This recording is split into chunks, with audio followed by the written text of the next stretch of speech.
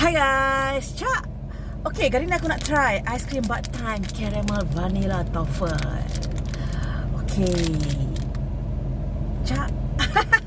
Dia macam ni tau. Dia punya ice cream ni dia berkotak-kotak tau. Dia bukan jenis yang panjang lurus tau. Dia macam sedap je. Okay, jom try. Okay guys, ni dia Ice Cream Toffee Caramel Vanilla. Special sikit. Dia macam ni bentuknya, macam kuih. Bismillah.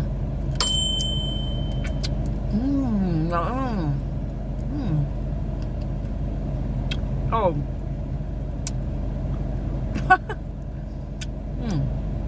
Dia paksa segi. Lepas tu dalam dia macam ni lah. Aiskrim luar dia disalut dengan coklat.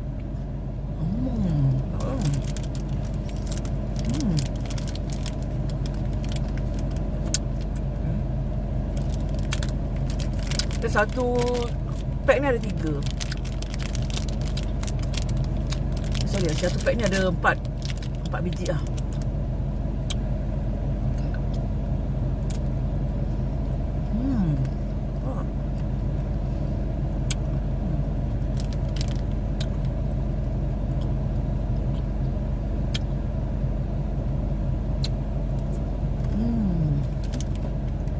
Baik lah. Okay, kita try yang kedua pula. Crunchy strawberry yogurt. Wow. Crunchy strawberry yogurt guys. Sama macam tadi juga. Cuma dia berbeza flavor. Okay, dalam dia macam ni. Ni dia colour putih. Okay, jom kita try yang ni pula. Bismillah.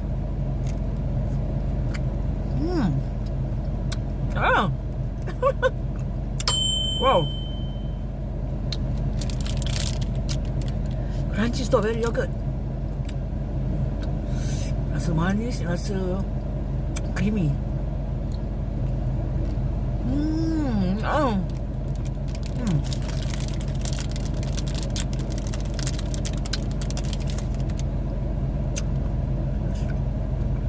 Okay, untuk macam ni. Petak-petak macam ni.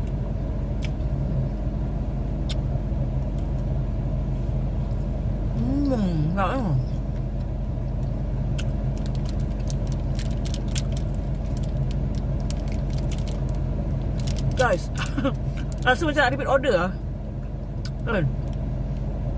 First time tau try ice cream flavor macam ni. Dan bentuk ice cream macam ni aku tak pernah jumpa sepanjang aku hidup. Ini dah first time.